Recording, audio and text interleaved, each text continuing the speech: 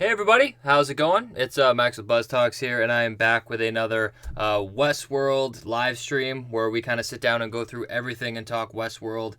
You know, we talk theories, we talk predictions, we talk about our thoughts about Westworld, and in general, it's just a place where we can geek out about Westworld about an hour or a couple hours before the episode actually airs. Now, to remind some people who are just tuning in for the first time, I will not be live streaming the show. You can check out the show on HBO. Hey everybody, how's it going? It's Max with BuzzTox here, and I am back with another Westworld live stream where we kind of sit down and go through everything. Before we get into it, I also just want to talk about my channel. Talk predictions. Last week, about Westworld. I did pretty bad last week. I did 2 videos. I did one on Charlotte Hale, and then I did another one on my reaction to the episode. To remind some people who are just tuning in, since you guys are in the chat, I'd much rather get your guys' opinion on what you want. Do you want to see check out the show on HBO. A breakdown, like what I did before? Do you want a preview video where I go through the trailer and I kind of give my predictions on that? Or, you know, would you prefer more of, before we get into it, theory-based video, like the Charlotte video channel, where I mainly just talk about last week or a theory that I have? I did pretty bad last week. I'm trying to find my stride based on data from other videos. It seems like the previews, people weren't as interested in it. Since you guys are in the chat, people are more interested in your guys diving into one concept. Do you want to see? So, we'll see how that goes. The one problem with like the theory videos or the in-depth videos is it actually takes a lot of work. I have to sit down and just dive into it and try and where I mainly just talk about. I'm kind of a like this will kind of walk through my process with the Charlotte Hale video. But for me, it took me a long time to do that video because I want to make sure I know absolutely everything about Charlotte Hale, what happened to her character, and understand Dolores' motivations, and understand all of these things that would lead to my prediction or theory on who Charlotte Hale is. I have to sit down and just dive into it. So, sorry, people are saying that the audio is weird. I'm kind of a like this will kind of walk through my process with the Charlotte Hale video. Does it sound off? It took me a long time to do that video because I want to make sure I know absolutely everything about let me have Charlotte Hale, what happened to her character, and understand Dolores' motivation. Boom. Alright guys, that should have fixed it. Sorry about that. I think I fixed it. The only issue I had was I was playing my desktop audio of the same stream. Sorry. Everyone's saying the multiverse is real. Very true. Okay, so I'm not getting any desktop audio on my end, so I think it's good. So just down below, let me know if it's good. Give me a thumbs up or something, and then I can get talking about what I was talking about. Perfect. Okay. What was I talking about? Oh yeah, I was talking about my video making process. So yeah, last week I did a Charlotte Hale video, and as I was saying, I want to dive into it. I want to understand every aspect of it so I can, you know, make my prediction on what I think will happen. And there are multiple times, too, where I sit down to, you know, edit the damn thing. And then I listen back to my audio and I'm like, oh, I missed something. So then I'll plug back in. And then I'll re-record something if I missed it. And then I kind of find my ideas as I go. So we'll see how long it takes me to do these other videos. I want to do a Man in Black video. I felt like that was really fitting with this episode because I have my ideas on him, but I didn't want to base it off nothing. So I want to watch this episode. I think we're going to get a lot of William, and then I'll be able to put, out a video on William. I also want to do a video on Dolores and Rehoboam.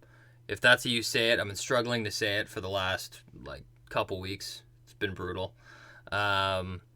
But yeah, so that's where I'm going with the channel. Let me know what you guys think. Should I just keep it to reaction and reviews and then kind of a theory video? Or would you prefer a complete breakdown of the episode? Or would you want a preview for the upcoming episode because they release trailers every week? Just let me know what you want. But anyways, let's go to the chat. We actually have a lot more people in the chat than I was expecting. A lot more than usual. We have Lazy Behiku, if I'm saying that right. What's going on? Brandon Hiera, doing very well. Programmer of Video Games, what's going on? We have Skimpoli. And then there's just this giant chunk in the chat where they're talking about my audio issues.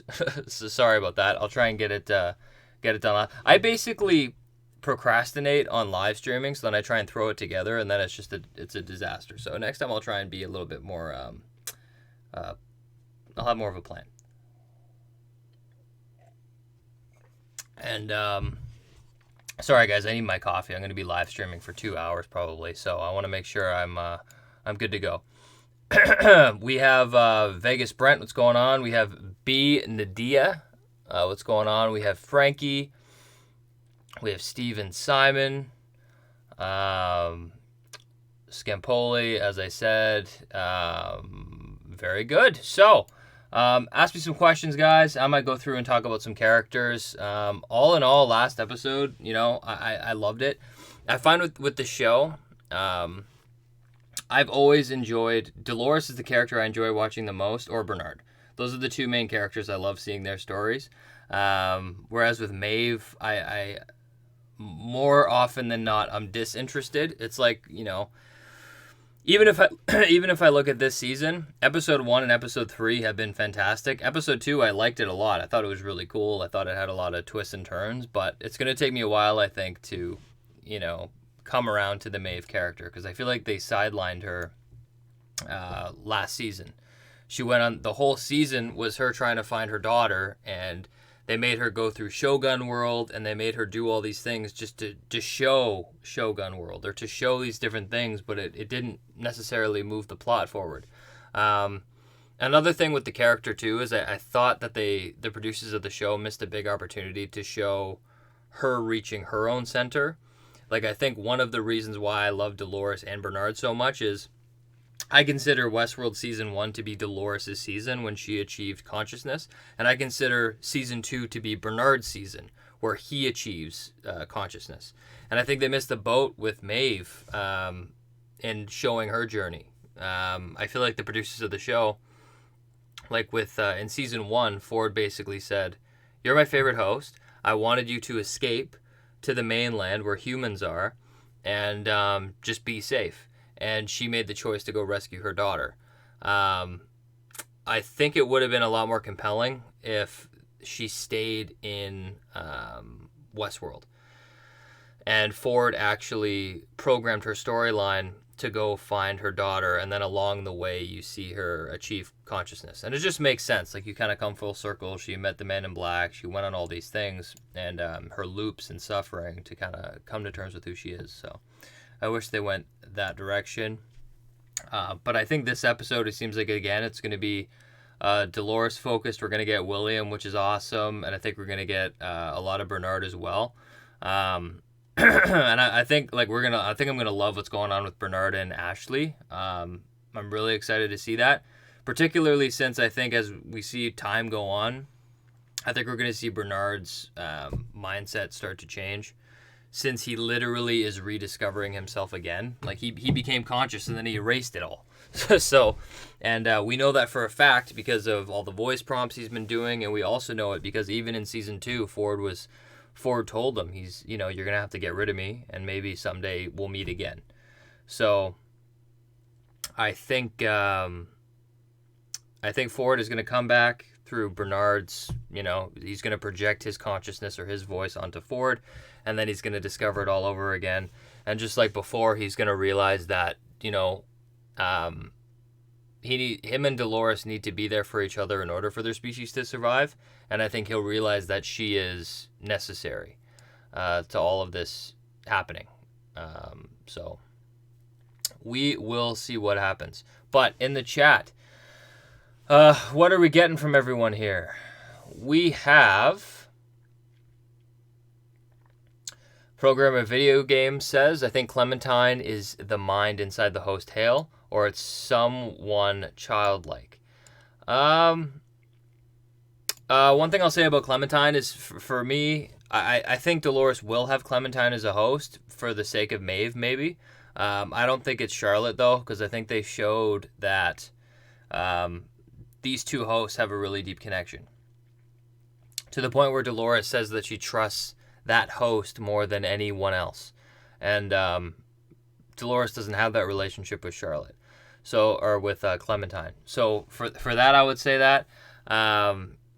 And for Charlotte being childlike, I would say they're less childlike and more just dealing with a phenomenon that they've never dealt with before. Like Charlotte Hale is essentially, the reason why she cut up herself and she's freaking out is because her reality is being disrupted by like the real persona of Charlotte Hale. And she describes her last episode being like, oh my God, like Charlotte's breaking into who I am, almost like she wants to rip me out of her body. And I think that is kind of affecting her character.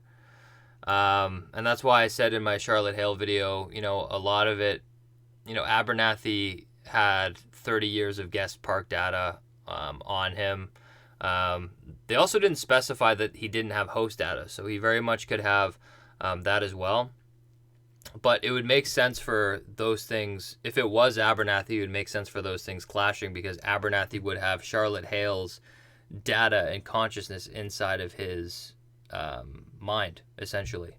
And it would be conflicting with who he is because of the body he took on. So I think there's a lot of stuff going on there, and it's what I said in the video. I feel like you can point at a lot of different hosts, but at the end of the day, there's always one thing that shatters the theory. Like Clementine, Lawrence, a lot of people you can write off as she wouldn't trust them at that level. So for me, I kind of boiled it down to, if Dolores was to use a part of herself, like Wyatt as a character, it would be used on Charlotte or Abernathy. But all in all, I don't think it affects Dolores, because I think Dolores is a conscious being. You can't just split who you are. So I think it would be data that she got from her dad's module, if that's a thing. Brandon says, hey Max, I wanted to ask you if you think it's possible that Angela is the host inside Charlotte. I thought that from the beginning, but haven't seen anyone consider Angela as an option. So yeah, I talked about Angela in my Charlotte video, and I basically boiled Angela down to she was given a storyline by Ford to be one of Wyatt's men. So she was programmed to be a foot soldier of Dolores. So what I would gather from Angela is Dolores and Angela haven't developed a deep enough relationship for Dolores to entrust her to be in that role. So I think mainly it boils down to that. One thing I think it's safe to say is, Angela blew herself up in the cradle. Obviously Dolores isn't going to go into the cradle and grab her marble or brain module. But what we see in one of Bernard's visions is she printed a bunch of them. So she probably used Abernathy's marble because they destroyed the cradle. So she probably used that as a baseline to print them. But I just don't see, she could print Angela. Like it makes sense in a lot of ways. But all in all, once it goes to the trust of the characters, it doesn't really make any sense. So that's my opinion on that. It's possible, but there's no connective tissue that would make it worthwhile. Because even if you get somebody like Lawrence, like think about Lawrence, for example. Lawrence and Angela are very similar. Like Lawrence, you know what? Let's compare it to Clementine. Clementine and Angela are very similar. Clementine was decommissioned, but she still served Dolores. She fought for Dolores, helped Dolores achieve what she wanted. She was Dolores' foot soldier until she was captured. But I don't think Clementine is any less significant to Dolores than Angela. To me, they're both just foot soldiers in a way. So, yeah, it has to be a character of meaning. Whether it's Teddy, it's not, because he's in the Valley Beyond, Abernathy, or a part of Dolores, I think. Jane Theory says, great channel. Thank you so much. Jonathan Butler. I believe Jonathan actually donated, which is Amazing. Thank you so much for that. He says, great channel. Really appreciate it. And he says he likes reaction and theory, so I guess I can do more of that. I did that this week, so you can expect more of that. Jonathan Butler says, Hale got to be Dolores, right? Nobody knows Dolores like Dolores. So a lot of people, so there's a Dolores theory out there. I guess I'll touch on it. I have like 3 different drinks. But there's a lot of different Dolores theories, and this is where I draw my line. A lot of people say that Dolores split herself up into 2 different personalities, or like, surprise, Charlotte is Dolores and Dolores is Wyatt or something. And I couldn't disagree more, and it doesn't make any sense. But I think there's a part of that could be true. So the way I see it is like this, okay? So the Dolores that we see now it's Dolores. It's the person that we see in season 1 achieve consciousness. It's the person we see in season 2, and it is the same person now. You can't identify Dolores as Wyatt or Dolores. She is now this woman named Dolores who is her own person. She is not just Dolores. She is Wyatt. She is the person. She is a conscious being. So she can't take that and split it because it's a part of who she is, and it's a part of her own experiences.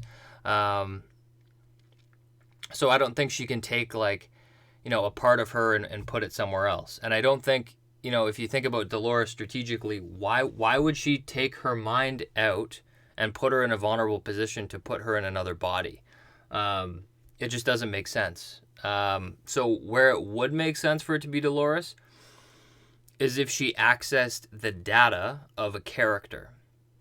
So if she accessed Dolores, the character that was written, or she accessed the character of Wyatt that was created.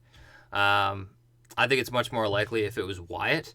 The reason is because Wyatt was actually projected as a man. He was a man and was considered a part of the army, and he fought with Teddy, and all that. But then Arnold uploaded that Wyatt character to Dolores, so that became a part of who she was. So, it works when Charlotte says, "Why can't I be me like you're you?" She could see herself as that man figure. But the one part where the theory falls apart is what they know.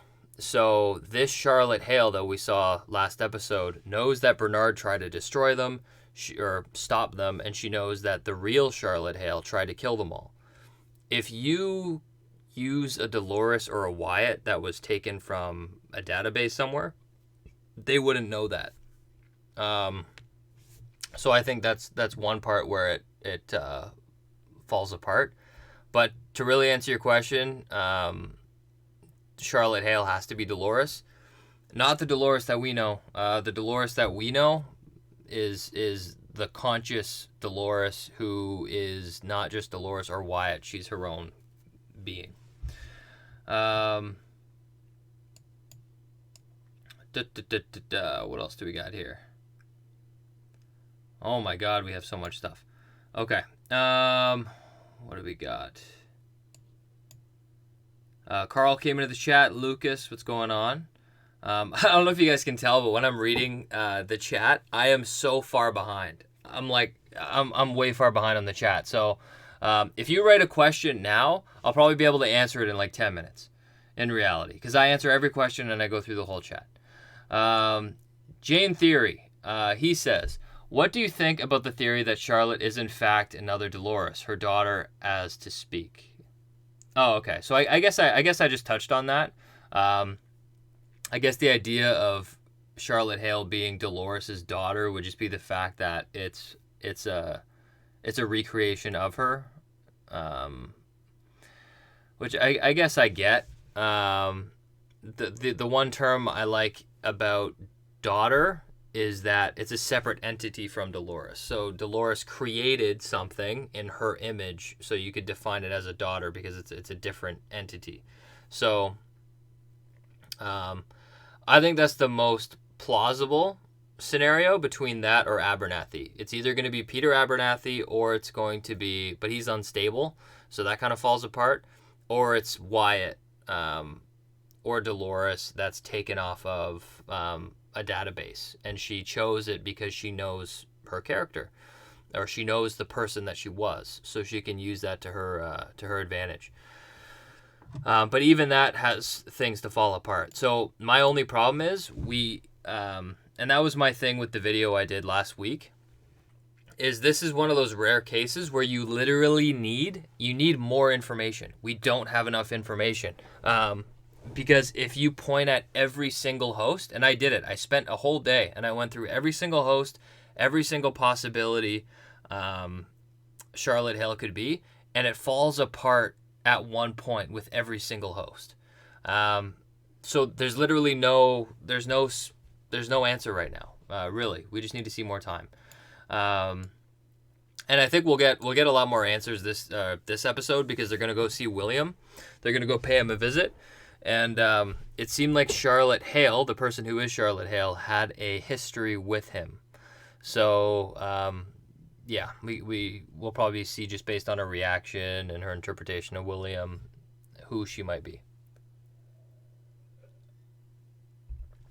Scampoli says, I get that the host inside Hale doesn't need to be a woman, but I think it's going to be weird if it's revealed Abernathy was making out with Hale's ex-husband. True. Yeah, I guess so. The one thing that I would say, though, to that is he's not completely Abernathy. It's a part of a personality. And that's one thing I would say is, if you're looking at everyone's personality, it's basically they're all gender neutral, and then you kind of build around it. But the whole thing is Abernathy is being imposed upon by Charlotte because he's in her body, because of her environment. And if you noticed, every time she looked at a voicemail, she couldn't hear what it was saying, but she seemed to understand more about herself. So I would say, if it is Abernathy, it's the blending between the personalities, because she, or Abernathy, seems to be losing themselves to the Charlotte Hale personality. So I don't know, but that would be another way to throw you off. Lazy Behaku, I'm sorry if I butcher your name. He says it's pretty clear the Clementine is in the doggo host planted on the pedophile. But how do you feel about the idea that Elizabeth is Caleb's mother? So first of all, Elizabeth, I don't know who you're talking about. I don't know if you're talking about Charlotte. But I would say that no, I don't think so. The Charlotte that we saw who choked out the pedophile, that's not Clementine. Just because Clementine doesn't have a deep relationship with Dolores. Like, Dolores has no deep incentive to print Clementine first, because she doesn't know Clementine, and she doesn't have Dolores even says, we all have our role to play, and she chose this host to watch over Delos, to protect all the hosts and all the assets, and so she picked a very important host, and it's a host that she knows like the back of her hand. And she also said that Charlotte host knows Dolores more than anyone else. So the reality is Clementine just doesn't have that relationship with Clementine. Serious Review says, it's Teddy. It's got to be Teddy who's Charlotte Hale. And no, I don't think it's Teddy. Reason is because, first of all, on surface level, in one of the trailers, Maeve was like, is that you, Teddy? And I think that's the last thing they would do, is to hint that they want us to believe it's Teddy. But if you look at what happened in season 2, it just doesn't make sense in terms of character. So basically in season 2, what happened was Dolores wanted Teddy to be with her so bad, and to do the things that she wanted him to kill a host, for example, and he wouldn't want to do it. She wanted to try and get him to understand that Westworld isn't real, and we're fighting for a much bigger thing, and he never understood it.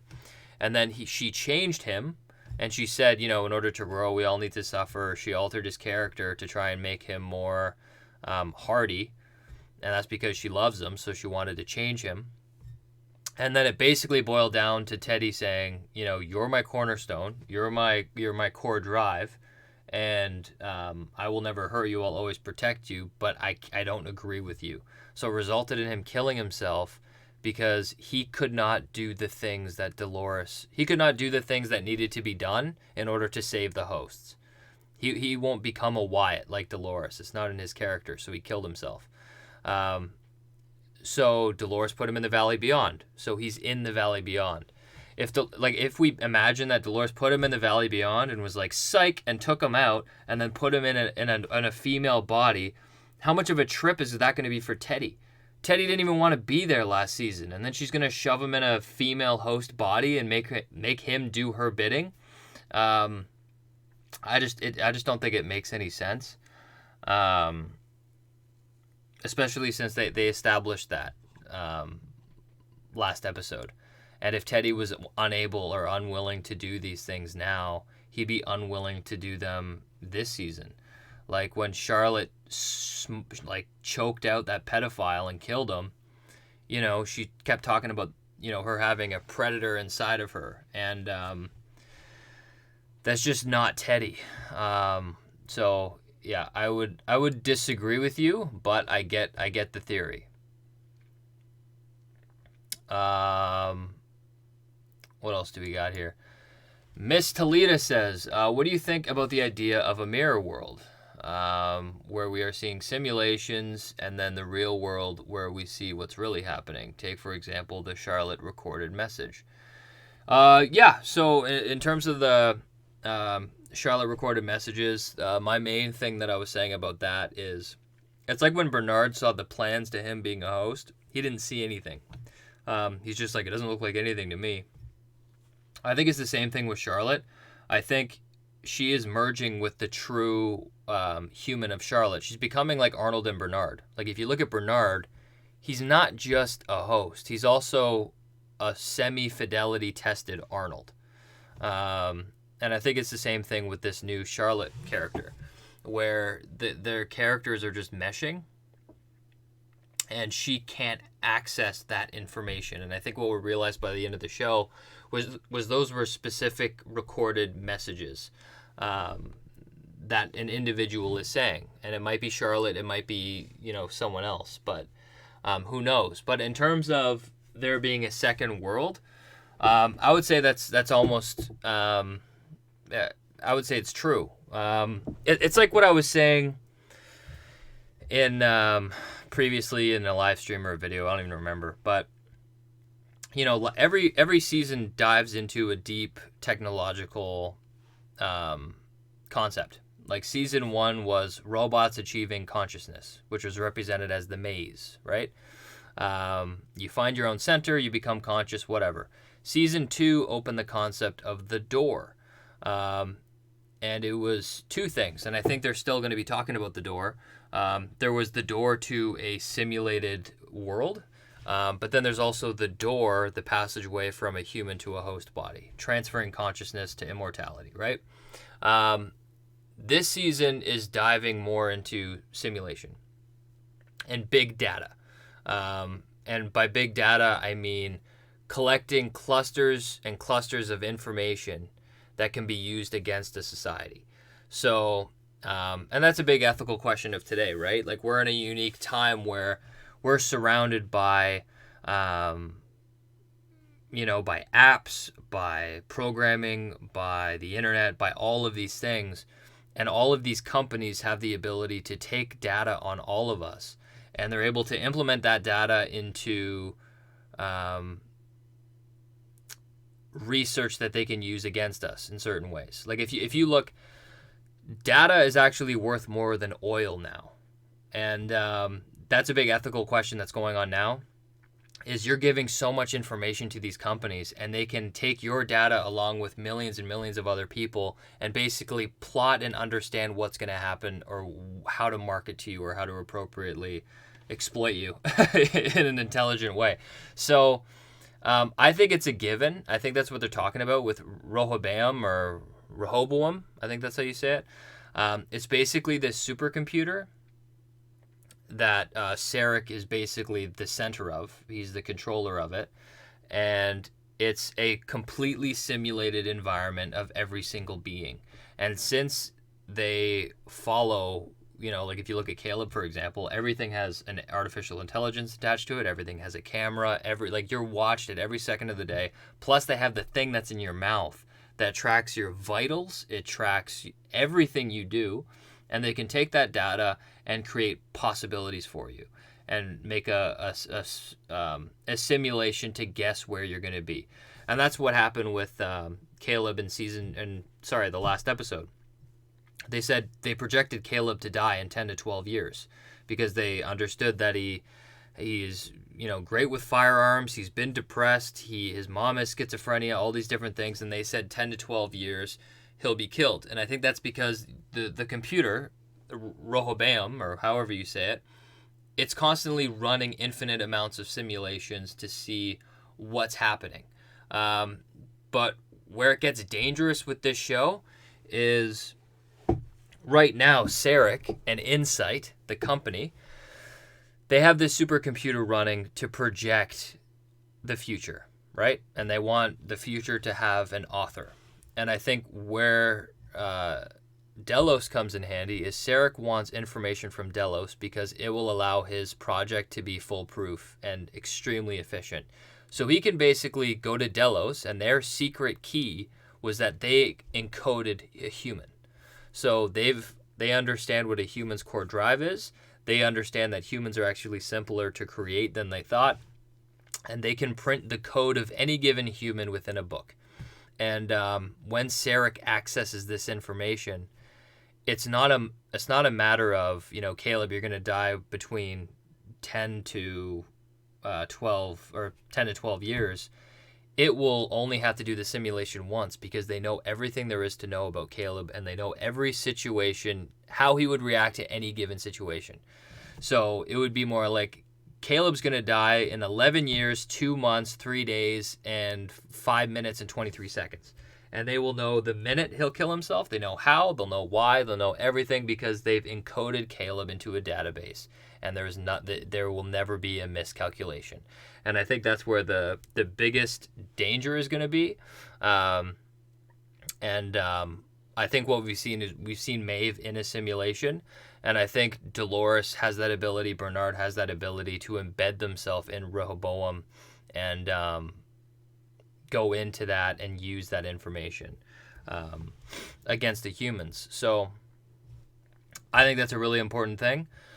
In terms of Caleb, I want to do a video about him. I think his story is very interesting because there's a lot of things that to me don't necessarily add up. But the one thing we do know is Bernard and Dolores, they're not calculated events. So when something happens that involves Dolores, Rehoboam doesn't see it or they don't expect it. It's an inconsistency. So I think that's just what they're after right now. Sarek wants complete and utter control, and he'll get that once he knows the true core of humanity. But that was a rant. Let's go to another question.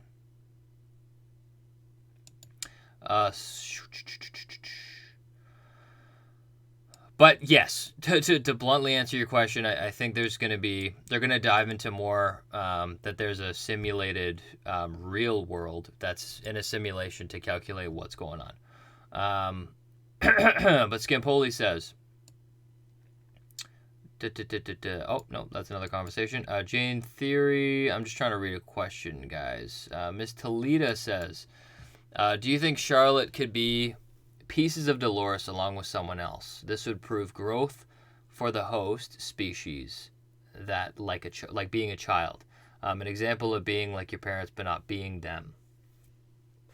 Yeah, it could be an example. It was like what someone else was saying. I forgot who said it. But the concept of it being Dolores' child would really just be the fact that Dolores copied her own code and put it in another host. and then that host starts to choose her own path and kind of mold to other things. But like I said, I think it's a possibility. I think it would be more Wyatt or Abernathy, but both examples to me fall apart eventually. Like I don't think Dolores has the resources to plug into her own. Well, she would. I don't know. It would be weird for me if she just copied a part of herself, like her own module and her own consciousness, and put it within something. Because there was a disconnect between them. Like Charlotte seemed like her own individual, and she wasn't.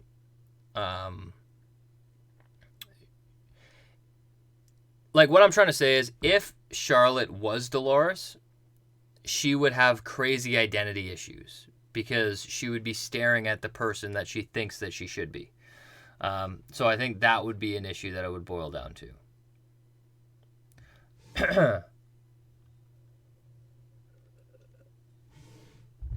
But anyways, Flippo says, "Hi Max," and he's from Italy. Italy. Thank you so much. Programmer of Video Games says, "I still think the host of Emily testing is the host version of the Man in Black in the season 2 post-credit scene is Dolores."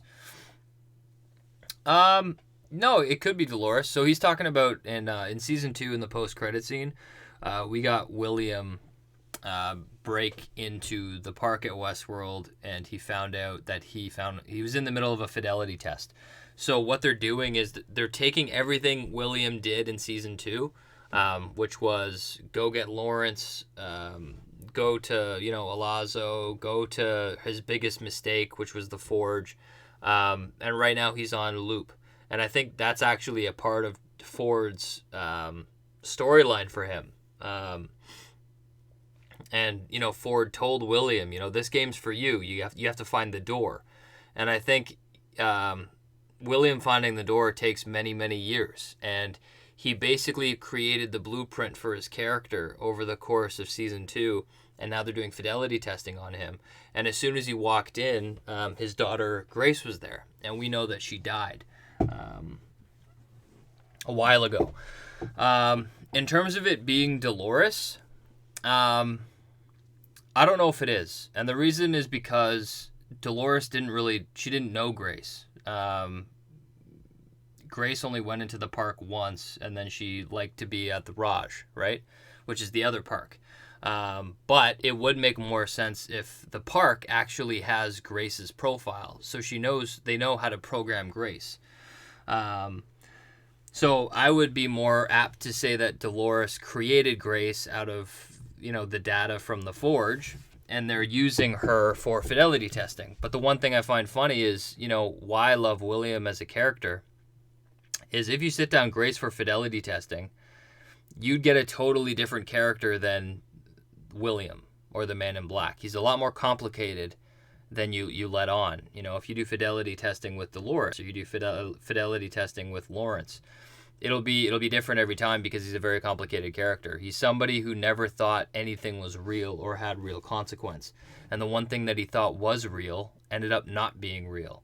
So every time he went back, he did terrible things to try and bring that feeling of realness back. So I think he's a very, very complicated character. And so I think Grace is Grace, but I think with William, you'd have to do multiple fidelity tests with different people. You can't nail him down.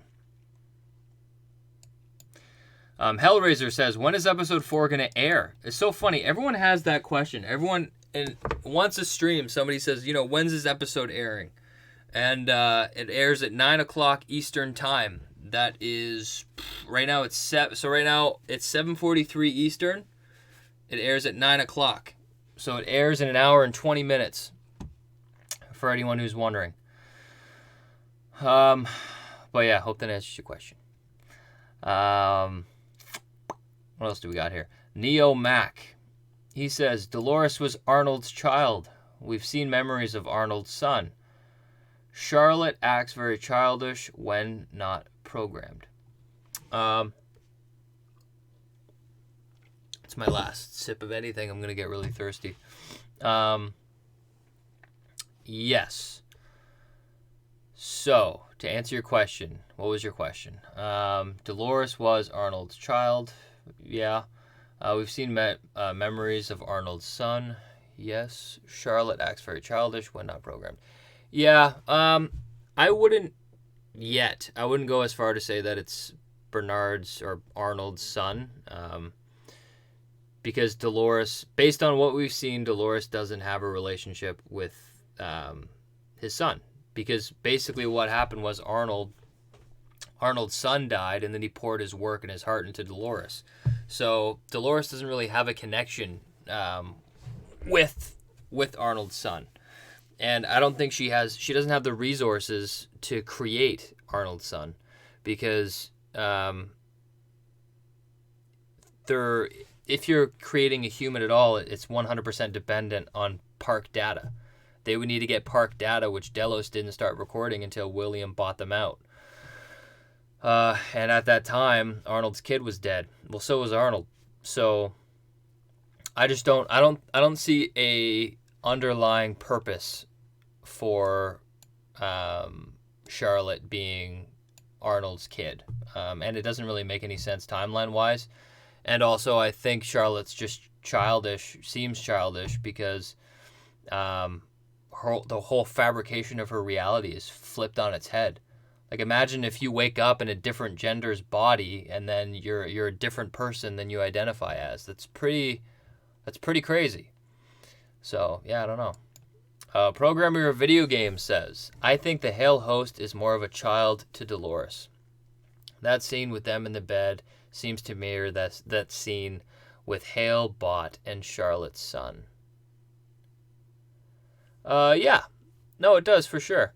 And that scene with Charlotte and her son, she seemed very, like rigid. And then over time, she seemed to get more sympathetic to Hale's life. But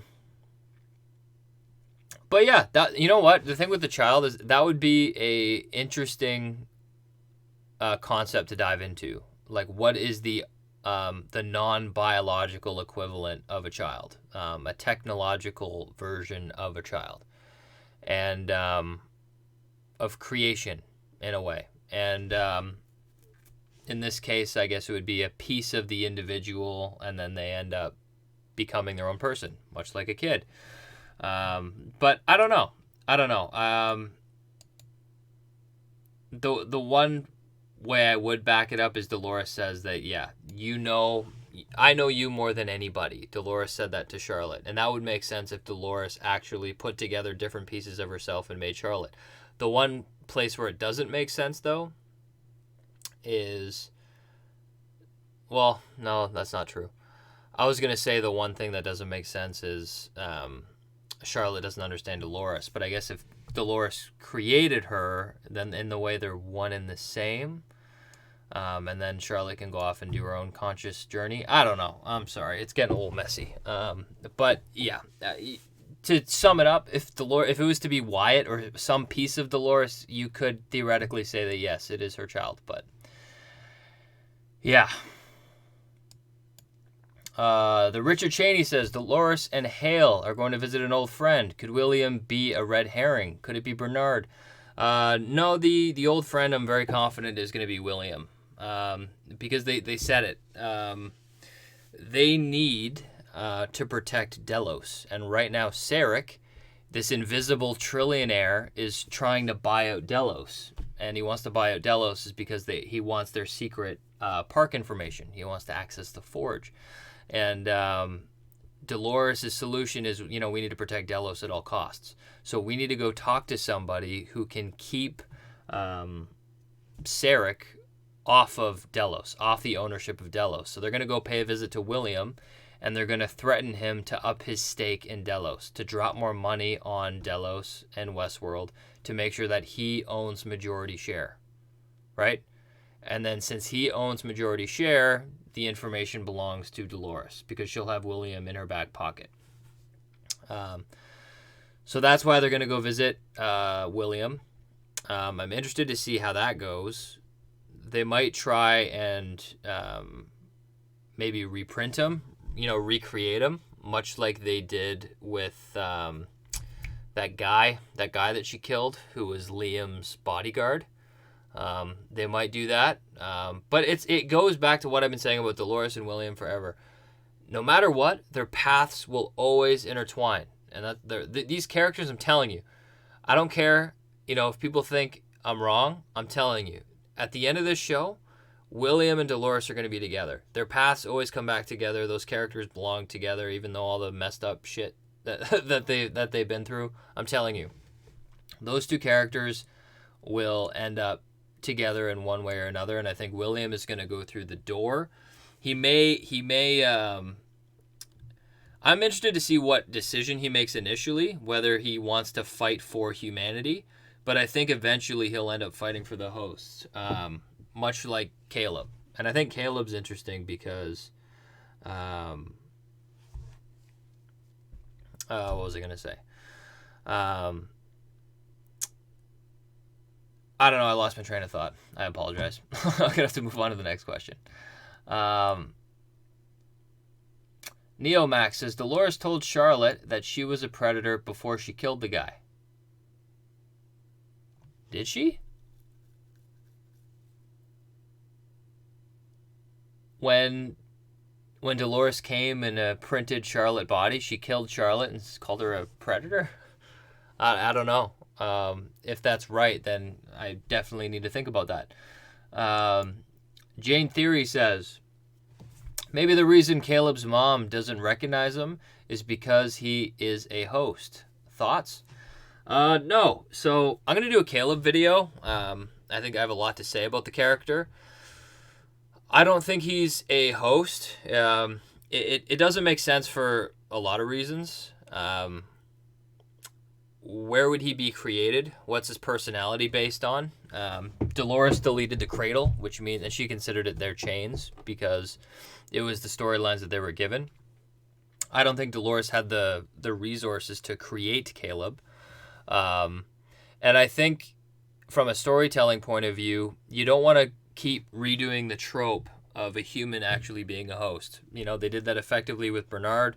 They did that effectively with Ashley. They did that effectively with a lot of other characters. Whoa, excuse me. They did that with a lot of different characters. And for them to do that with Caleb right now, it doesn't make any sense, and it starts to kind of fall apart. Because if you look at how Caleb has interacted with Dolores within the show, timeline-wise, it doesn't really make any sense. He came into contact with Dolores during an event. She was unconscious. He came to her in her time of need, much like William. And she took an interest in him and pursued him. The one thing I would say about Caleb, though, is that there's another part to his character, and I think they're trying to communicate that he's almost a human equivalent of a host. And Dolores right now thinks humankind is all bad, and right now she's fascinated with Caleb because he essentially changed his core drive of survival to save her. And he did that multiple times.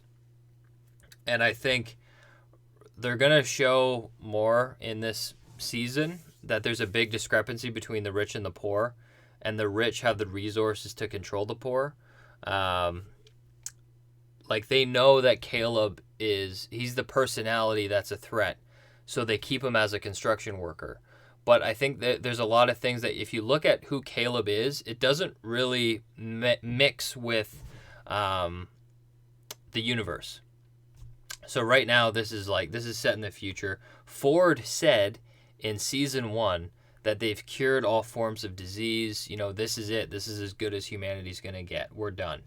And I know that it's mental illness, so it's a little bit different. But I think the fact that Caleb's mom got up and left him, and she hasn't remembered him that much since, I think the people that are watching him chose to make him suffer and leave him down, to lead him to depressed, to kill himself, because his personality is a threat that would combat the project. Another thing too is if you look at his memories of being in the military, look at him. getting shot, his friend getting shot by a bunch of bandits or whatever, I don't even know, and dying, it doesn't make sense with this universe. First of all, would there be that much war? This seems like such a... warfare will change in the future. So where was he? Why did his friend get shot? And then how did they not have the resources to heal him?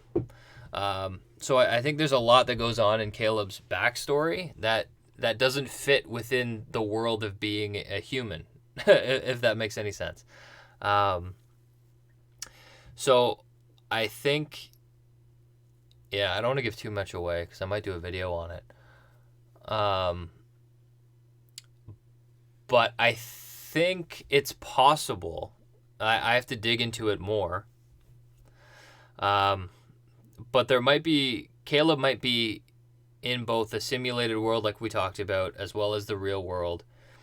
And I think he's a character that's kept down for a reason. You know, his mom has schizophrenia, his friend died, all this stuff has happened to him for a reason, to keep him down. Because they know the kind of person he is. Azora Lowe. Hale is William. That's why Hale's daughter is getting to him. Hale is William. That's why Hale's daughter... Okay, so Hale has a son, first of all. Yeah, I don't know about that.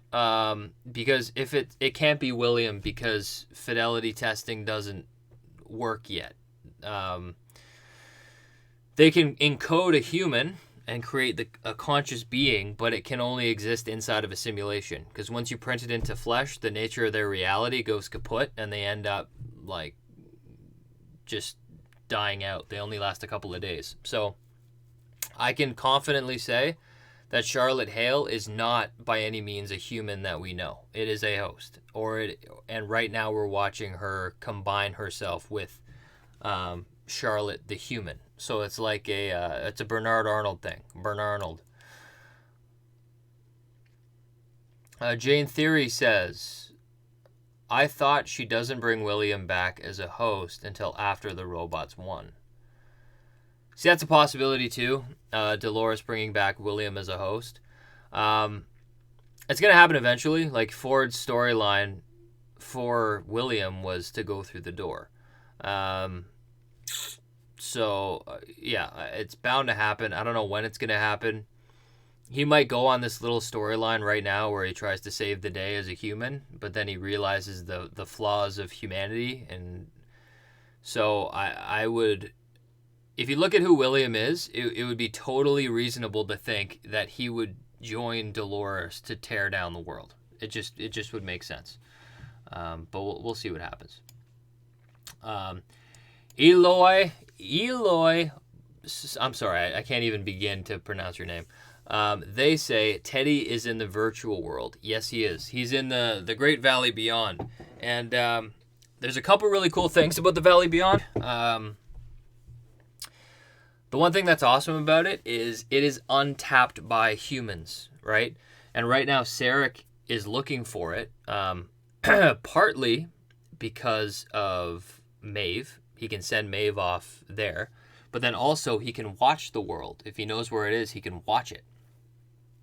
And the reason why that's so valuable is you get to watch a bunch of robots who are better than humans in every way create their ideal world. Which means that basically you have a simulation that creates a utopia.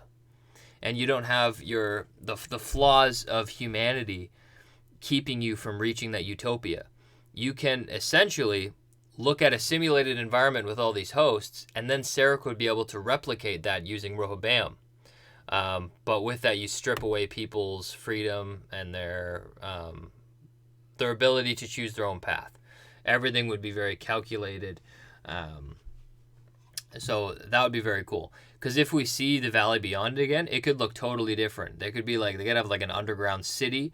They could have, I don't know, like they could have many different things. They could develop a new type of society. There's a lot of different stuff that they could do that would be very interesting to see. But yeah, that'd be pretty cool. Skimpoli says, what can you say about those images of the circle with the map on it that keep appearing before the scenes with Dolores, Bernard, and Hale?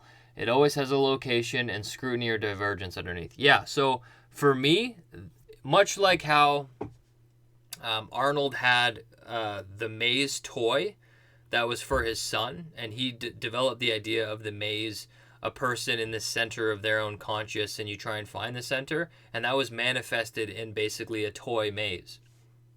What this is, so it's the giant black circle with the white background.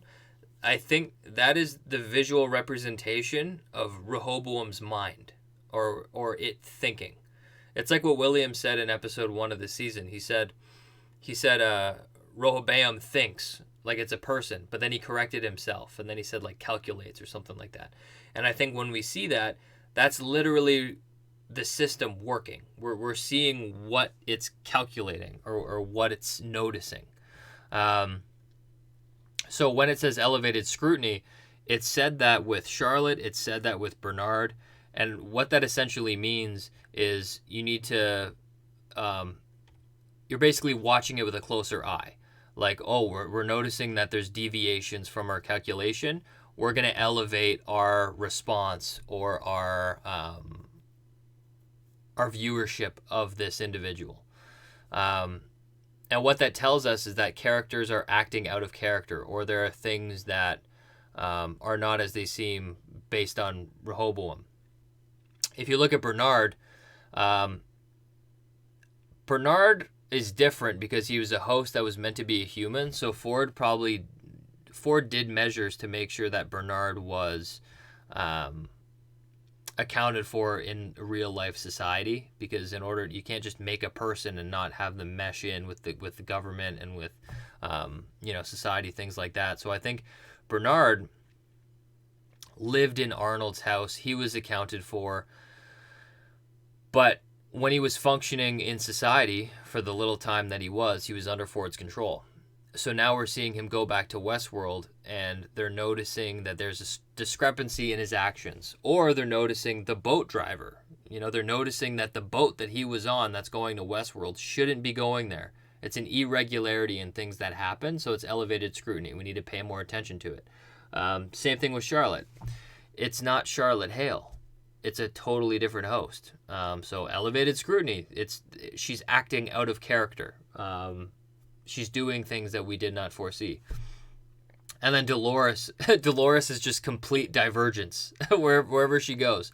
It's not like, oh, we need to pay attention to this. It's like, holy crap, this is totally different than how we calculated it. And that's when Dolores was interacting with Liam, things like that. So that's what I think with that. And also with Rehoboam, we see the black circle with the white background in Maeve. In Maeve, when she went to go see Sarek, and if you look at it, there was a picture, and it was moving, like it was doing calculations. And I said it in my video. It's like, I don't know if this is Harry Potter, where they have hung up photos that move just for pleasure, or this is a simulation. I think Maeve escaped from a simulation into a simulation, and that makes sense with the code that she implemented. Rehoboam runs a simulation that I can guarantee is 1 billion times stronger than the simulation Maeve was in. And Maeve herself even said, like, they made a mistake because they used the same code of the simulation to encode her simulation, or like their own code, and they just copied and pasted the code for their simulation. So I think she was a layer beneath a simulation. She was a simulation within a simulation. This is Inception type stuff. So yeah, I think that's how I feel about that. But yep.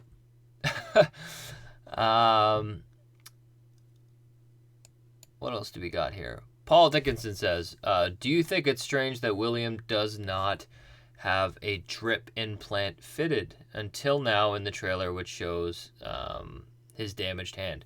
Yeah, his hand is messed up.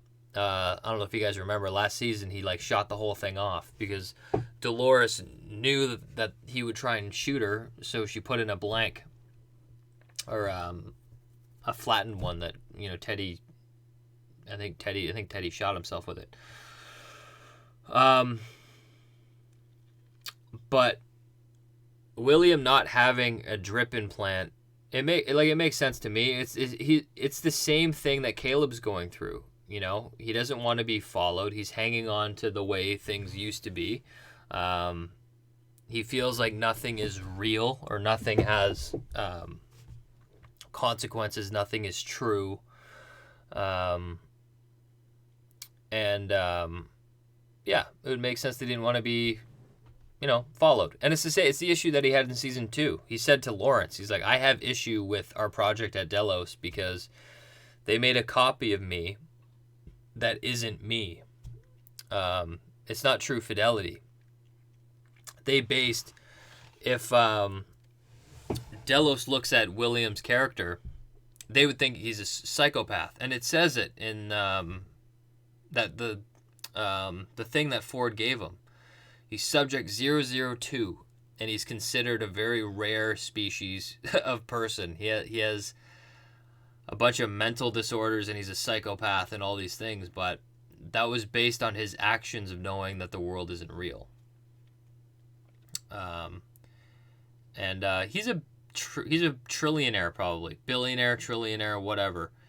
He's not going to put a system in his mouth that allows another tech company to track him. It doesn't make sense. And that's not what you do when you're the wealthy in a society. And I think that also shows the discrepancy between the rich and the poor, is that the rich sit on their billions and trillions of dollars, and they have the resources to give it to the poor, and they'll say, here, this is for free. It allows you to do all these cool things.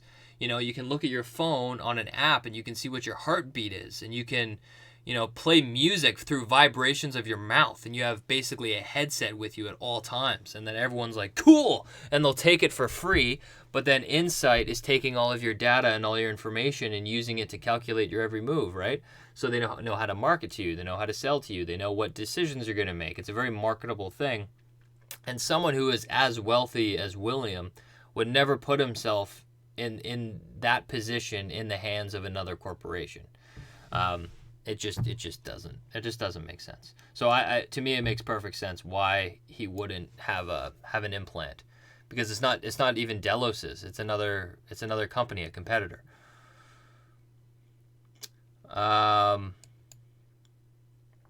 Programmer Video Game says, I don't think it's William. Season 2 established that copied human minds can't function in host bodies without breaking down. We talked about that earlier. That is correct. Later in the show, there's going to be a true transformation from human to host body, but it's not right now.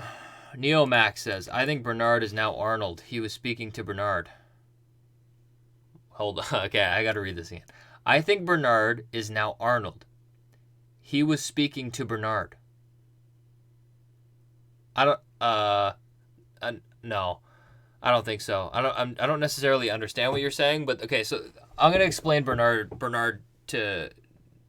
In my opinion of Bernard, I will explain what Bernard is to me. Okay, so Bernard, the history of Bernard is that Arnold killed himself and died, and at the time when Arnold killed himself, Delos didn't exist.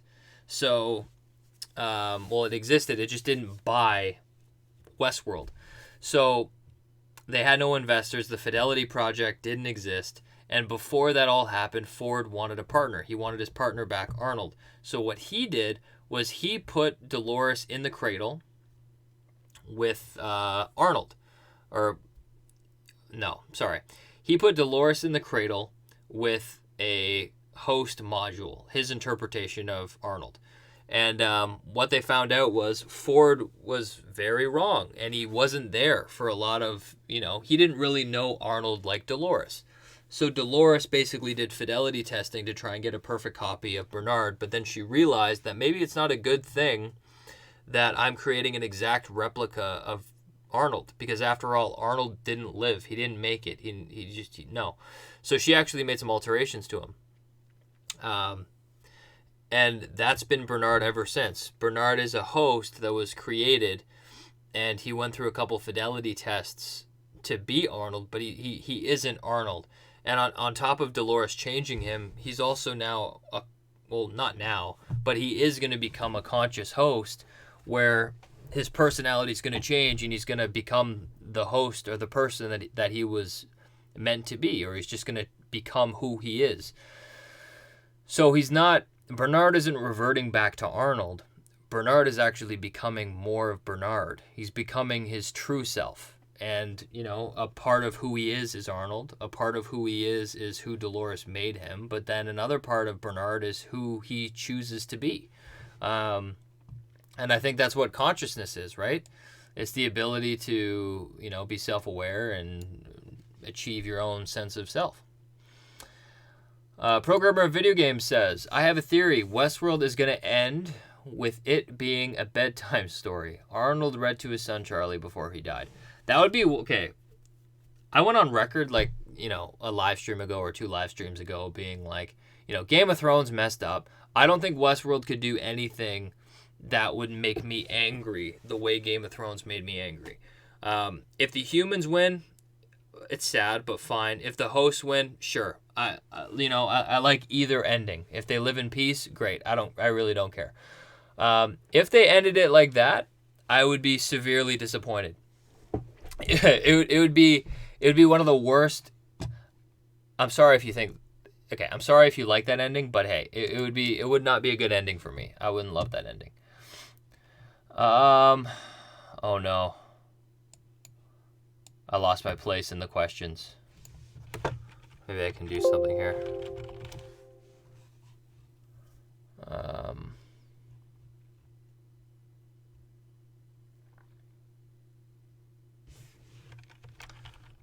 Sorry, guys. Oh, boom, I found my spot. That's awesome. Okay. Jane says, might explain why his pearl is reddish. So he's talking about Bernard. And I think, so just what I was saying with Bernard, how he's both human and host. He's not a complete fidelity copy. You can tell that by his marble or his module. It's red and black. The more red it is, the more real it is, I guess. Or the more human it is. Flippo says, if you remember 2 weeks ago, I asked you about the metal tool that future people have on the roof of their mouth. Now it's clear what I'm talking about. What do you think about that? I think it's a really good way for them to scapegoat how they know all this information on people. I think we'll see where it goes. I think they went a little overboard with it. But I think at the end of the day, they're also really trying to compare the similarities between humans and hosts. Like I was saying in my first live stream, I was saying this season they're really going to start to show the similarities between humans and hosts. And one key way they'll do that is through reveries or memories.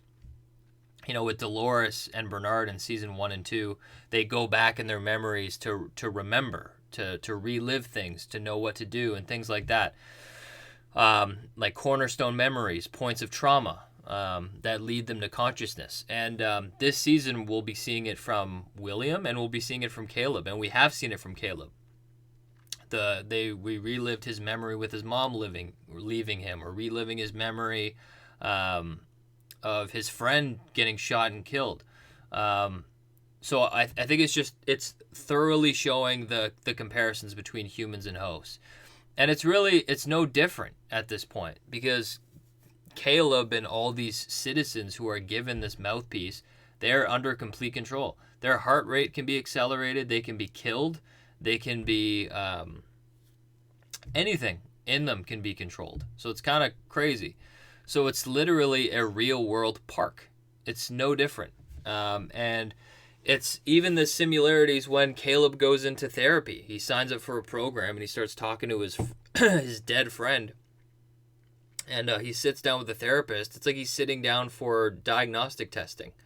Like when Bernard sits down with Dolores and she says, do you ever question the nature of reality? Do you do this? Do you do this in behavioral, in Westworld? There's a lot of similarities. And I think really that's where they're going with it is, this society that they created mirrors Westworld. Diane Miranda says, I search and found that this was the name of the last king of Empire of Solomon. He was son of King Solomon, and because of him, the empire fell. Divided in two. I think his name was intentionally. Cool. Solomon. Who's Solomon? Sounds familiar. I can't think of it right now. I'm sorry. Azora Lowe. I like that name. Both Game of Thrones and Westworld in that name. Hale is breaking down, though, clawing at her body just like Daddy Delos. Yeah, very true. Very, very true. And that's when the nature of your reality kind of goes against what's going on, you know? I think the main thing with Delos was they achieved consciousness in his character. They were able to print him. But once you put him into a body, I think the human mind wasn't made to live forever. So when you put the human mind in something that's immortal, the fabrication of your reality starts to fall apart until you just become broken. And I think you could say the same thing is happening with Hale right now. She is in a different body than she was told that she was. She's a different person than she was told to be. So naturally, you start to break down because your reality is wrong. And she's also now having identity issues where she's identifying with Charlotte. And she's losing a sense of herself. But Azora Lowe, you saying that all signs point to Hale being a human host, I don't agree, because we have not seen that be effectively done yet. I was the first in season 2. I was saying at the end of the season, William is going to be a host because he is the only person who can actually handle the reality of being immortal, because his world was never reality. He belonged in Westworld. Like, that's where he lived. So him transferring to a host body would be easy for him because that's been his reality all along.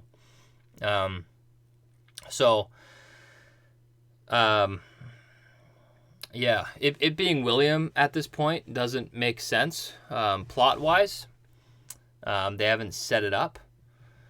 And plus, they've made it clear that, you know, humans can't be printed into flesh yet.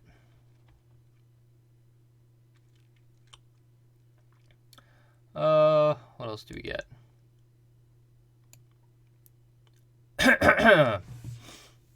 Scampoli says, oh, what are they all talking about here?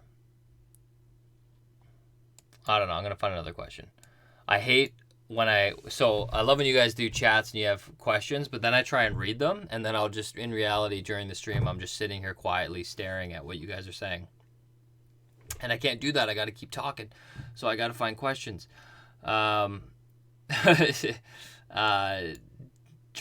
Mohammed says, who is Hill in the Charlotte body? So who is Hale in the Charlotte body? Yeah, so I did talk about this earlier in the live stream, and I have a video, who is Charlotte Hale. Really, right now, I think it boils down to two people. It would be Abernathy, or it would be like Wyatt. It would be data that would be printed and put into Charlotte, and that's a part of who Dolores is. So she would know that about Charlotte. But both theories have issues with them, and I talk about that in the video. At this point, any host you put in, there's an issue with who it is. But we'll see. But a part of me loves to have, going back to Anne with, you know, her talking about it being a human. I would love for them to do a twist and say that it's William, that Charlotte is William. I think that'd be amazing. But based on what they've shown us in season 2, that wouldn't be the case right now. They'd have to lay down more. Miss Toledo says, do you think Arnold has been in the simulation for My throat's getting sore. Do you think Arnold has been in the simulation for some of what we have seen in the story of the season? This would explain the time jumps that didn't make sense. So if you're talking about what I think you're talking about, are you talking about the time jumps with Dolores and Arnold? Dolores being with Arnold? Anytime we see Arnold, those are genuinely Bernard's memories, because that's not actually Arnold. That's Bernard. That's Bernard in the cradle with Dolores doing fidelity testing. So he's just remembering his earliest memories. And those memories were copy and pasted from Arnold and Dolores' experiences with him.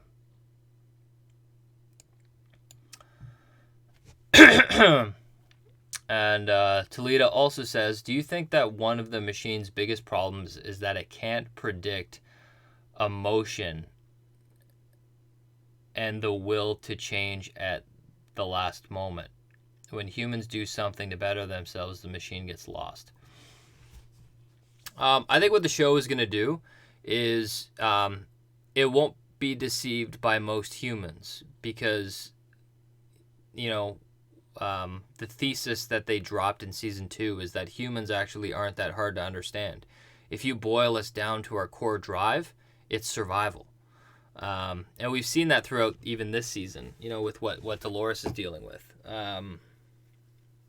So, at any decision, like, sure, humans can make a decision. And they talk about that too, We think we have free will, but at the end of the day, we're a passenger, because we can make little decisions, but at the end of the day, every true decision we make boils down to survival. And right now, in this world, survival is never even a question. Everything's been protected and watched, and society, humans are now part of a society. And that's a part of why William feels like the world is purposeless, because the core drive of survival is not being satisfied, because it's just been, humans have made it, essentially. They don't need to survive anymore. Vegas Brent says, do you think we're going to find Sarek is just a projection of Rehoboam? I think his role is almost a projection of Rehoboam, but I don't think he's like... I think he's genuinely a person. He's Liam's dad. It's his partner. So Liam's dad and Sarek made Rehoboam together. So I think he's also a person, but also he represents Rehoboam.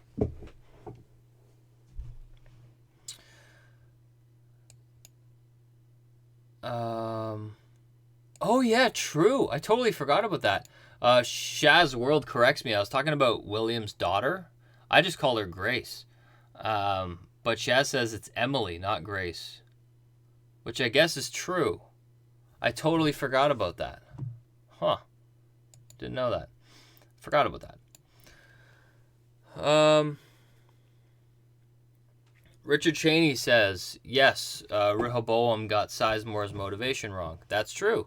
Sizemore sacrificed himself. And that, I guess, can go against the core code of survival. And Maeve says, he did it because it was the right thing for him to do. And Sarek coded Sizemore's drive to be his love for Maeve, which wasn't true. I think, first of all, that really speaks to Sarek's misunderstanding of how to replicate a human, that Delos knows how to do. But then it also goes to that question of, Maeve has found Felix and Sizemore and these different people who have done the right thing to help her. And Dolores is now going to see that with Caleb, where, it's true that humans, all in all, there's not going to be two species that run the world. Only one will survive, because humans naturally have it in us to take over, be the top of the food chain. There can only really be one true member of that, but there are good people. So I think it might boil down to a point where, you know, people who are being held down like Caleb or whatever, you can maybe make it through the door and you can live a life with the new species to walk the earth, and that would be the hosts.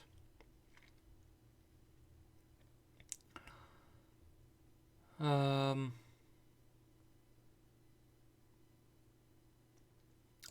Logistics says, can you speak to the theory that Hale's body contains Rancher's daughter Dolores, whereas Wyatt's version is another Dolores?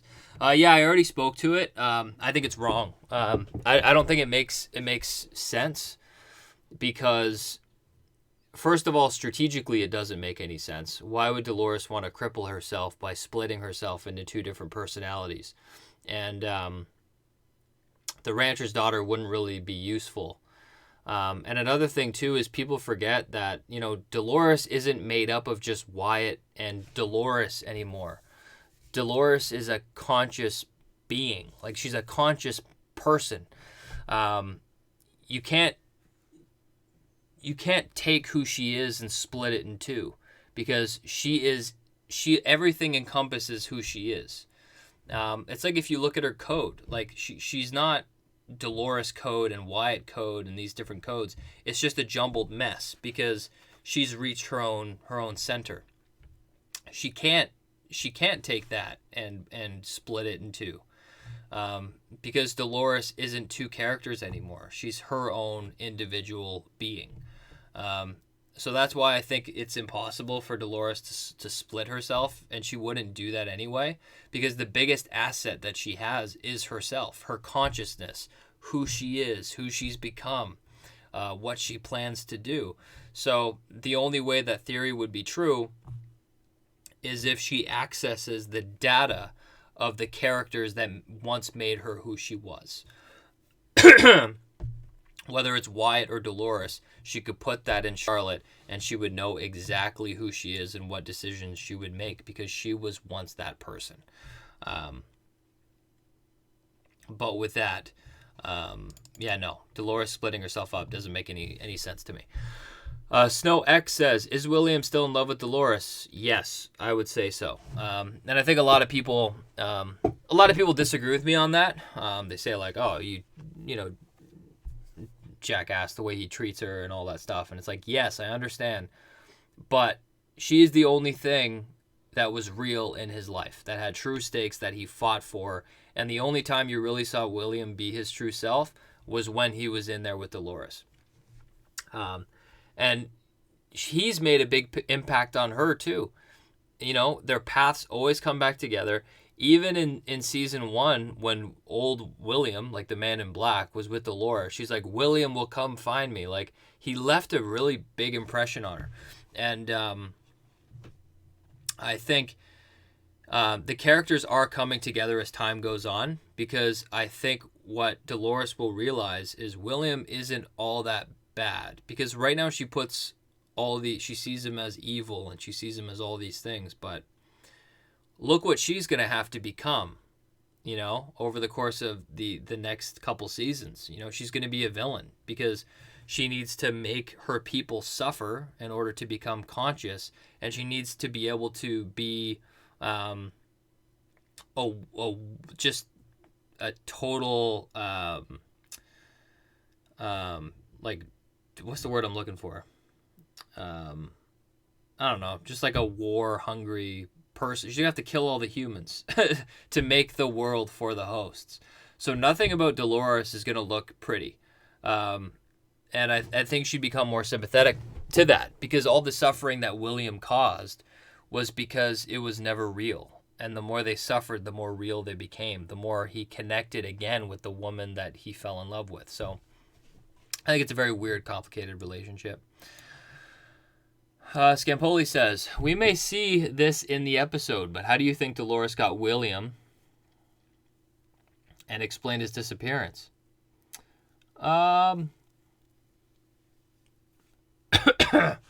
Explain his disappearance. I'm trying to think of what disappearance you're talking about. I'm sorry, I don't know what disappearance you're talking about.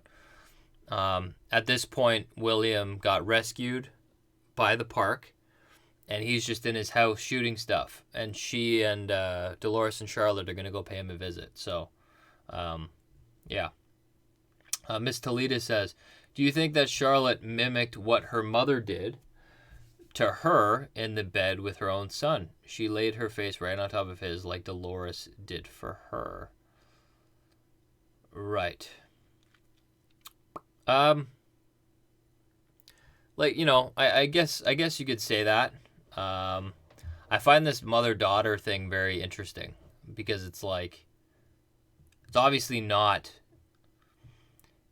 I guess you could call her a mother because she would have created her, but it would be the basis off her own code. But then she ends up to become herself. But you know, if you wanted to say that theory, like you could say that that's an accurate theory that you could drive from. But it's also how a lot of people like go to bed, you know. And yes, Giancarlo Iotis, if that's how you say it. These violent delights have violent ends. Very, very true. And that was said in season 1, and it's gonna sum up this whole show. The violent delight of, you know, being this park that appeals to this primal stage of humans. The delight of being able to do what you want in this Westworld, and violently killing things and doing all these terrible things to robots. These violent delights are going to definitely have violent ends, and that's going to be spearheaded by Dolores. And she knows a violent end is necessary for the sake of the safety of the hosts to live in a world where they're not going to be killed by humanity, and for the you know, violent ends for the hosts as well, for them to suffer to become conscious. And Ford even said that to Bernard. He said, look, Bernard, like, if I don't control you, you're going to die because you're not, you're too good for humanity, and they will fight dirty and they will beat you every time. So that's why Dolores needs to be there. Zach says, they may have a future remedy for schizophrenia, but that doesn't mean Caleb's family could afford it. Yeah. The one thing I would say, though, is I feel like obviously medical care gets cheaper and cheaper and cheaper as you innovate different, you know, remedies and cures and things like that. But I think, I don't know. I would just think after all that time, you would be able to effectively have a manageable illness during this time. Since they can create a friggin' conscious being that isn't real, you think that they could do something to help an individual, right? Since they're all so connected now, and I just feel like there's a lot they could have done rather than her being just in a hospital bed left to just exist like what we do today in a way, right? So I think Caleb's life is being more managed because he's a threat.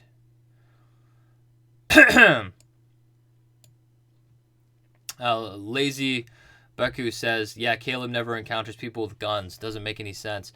Yeah, you know, the one thing I will say about Caleb that drew my attention in, and it goes into another timeline thing, but it falls apart if you try and look at it at face value. It might be a simulation reality thing.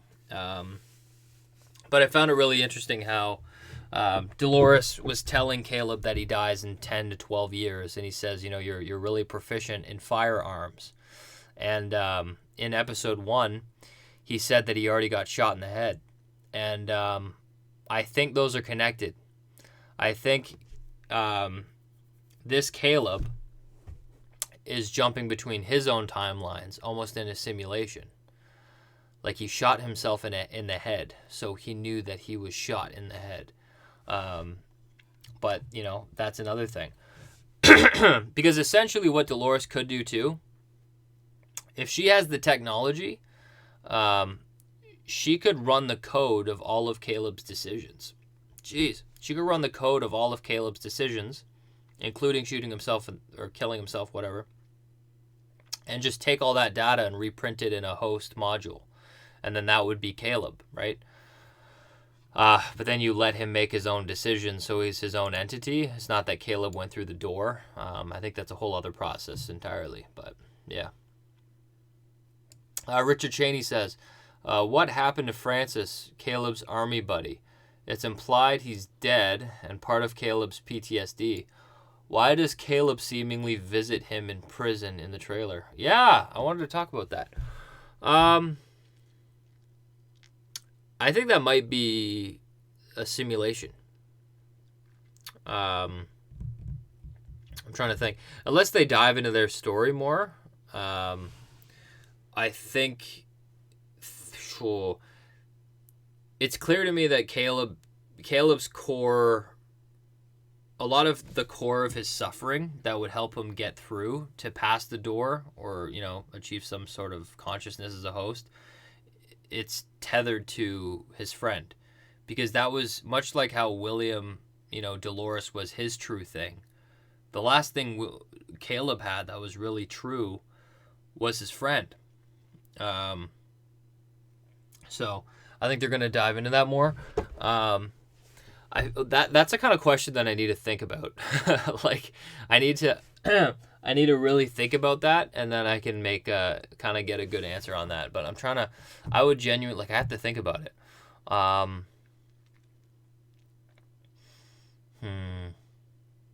Because I think you could say that in part, Dolores could be watching Caleb within the simulation from the information that she got from the guy in episode 1.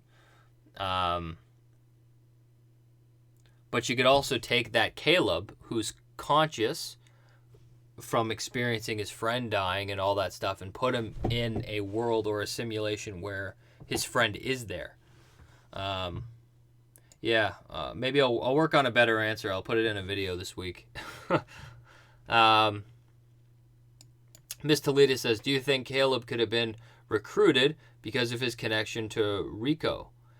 He will be able to get other humans living outside society to help. There are people the machine thinks it knows well.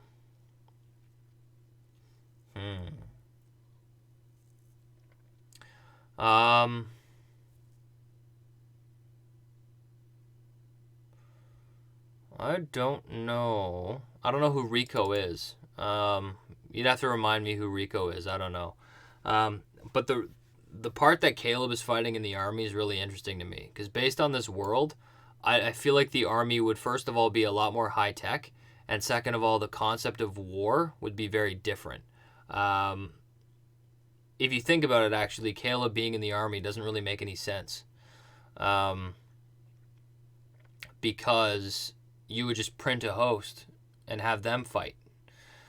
So, and war is different anyway. Like, it's not, like right now we're going through with coronavirus, right?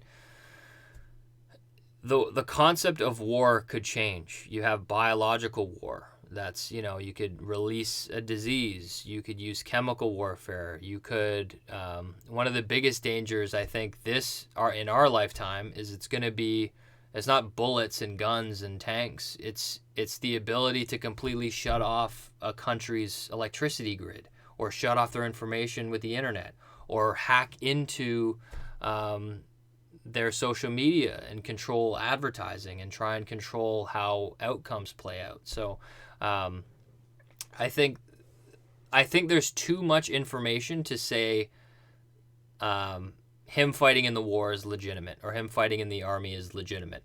I think he's fighting in the army for a character purpose. It's to achieve something from his mind, or it's in a different state of reality, or his character is being manufactured. Because it seems like Caleb got the short end of the stick purely because he's a threat, or he's a different type of person that this new world doesn't accept. They've even told us he's a very capable person, very smart person, but he can't get a job because they say he's not the right fit. And he even tries. He's like, look, I can fit, like I may be a circle peg, but I can fit in a square hole. Like, is there anything I can do to adapt and change? And the AI system is like, no, you can't. Like, have a good day. So there's nothing that he can do because the world is stacked against him because they're forcing him to, be something, or they're trying to waste him away. So yeah, that's what I think. I think him fighting and his friend dying, I think there's a big hoax on that.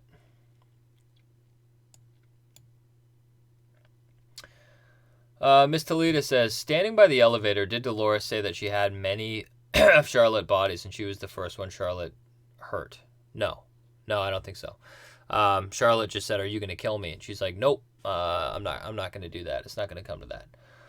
Serious Review says, why would you put your child in such a high stakes mission or position so soon while she's struggling to acclimate? Especially if she is childlike, you would want her to reach a level of maturity first. Okay, so I don't see this the way other people see it. Like I would only say the term child just comes from the idea that, it's a product of Dolores. But the fact that it would be childlike doesn't make any sense because it's not a human. And it would have to be created off of Dolores' consciousness or another host's data. So it's not her child, The reason why we say child is because you can say, you can kind of explain it that way. Like Dolores would just print a part of herself and use that because she knows who she is, she knows what she's capable of, and she can control it. But people, online, this is the first time I heard of it today too, but from the way I see it is you would call it her child because it's a reprint of her. It's just a recreation. And then, that recreation can achieve a different level of consciousness and become a different person, much like how, I'm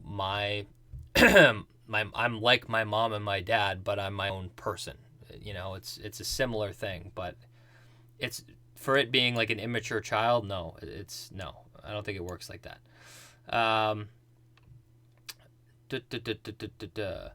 Richard Cheney says implant. So I think this is for Caleb. Implant turned off. Yes. Military background. Yes. Rico proven. Yes. But what makes him unique? I keep going back to him having been shot in the head. Did he receive an AI graft? I think what makes him special, I think he's like a lot of other different people, but he doesn't belong in the new world that Sarek wants to create. So he is controlled. His mom is allowed to have schizophrenia. He is sent to the military. All these things are happening to him to keep him as a contractor, and to keep him depressed, to keep him in a certain state, so he never questions the nature of his reality. Because by nature, you can see Caleb is, he's different. He doesn't want to. He feels like the world isn't real. Nothing feels like it has stakes, and da da da da da. But I think there's a big possibility that we're jumping between, like last season, we jumped between timelines. And I think this season we could jump between simulation with reality. I think when we see Caleb, he could be both. Him saying he got shot, like that could be him remembering his future in a weird way.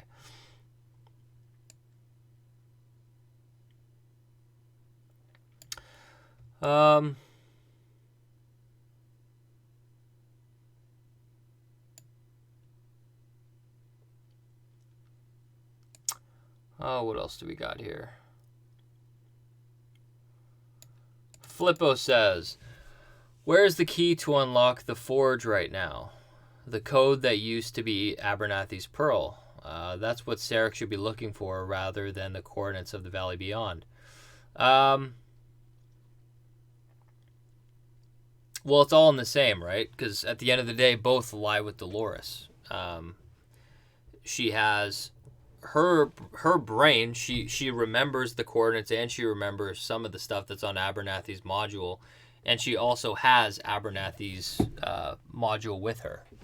I think it would make sense if she kept it.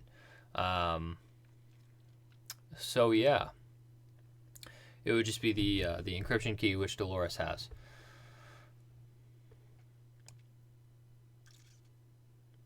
What else? I'm gonna have to stop in like 5. Whoa! The show starts in 15 minutes. That flew by. I'm gonna have to. I'll answer questions for maybe 10 more minutes. My throat is killing me. I'll take a couple more questions and then I'm gonna wrap up, guys. Neomax says, when Bernard asked himself, "Would you ever lie to me, Bernard?" Who is asking that question? A different version of Bernard? No, just Bernard himself. So, because Bernard isn't conscious right now, he can't trust what he's telling himself. So, if you go, okay, so Bernard at the end of season 2, right? He's with Ford at the beach, and Ford, basically Bernard realizes that, oh, Ford, you're not Ford, you're me, you're the projection of my own voice, my consciousness. And he had to scramble his memories in order to hide the information, which meant that he deleted his consciousness, his ability to find that.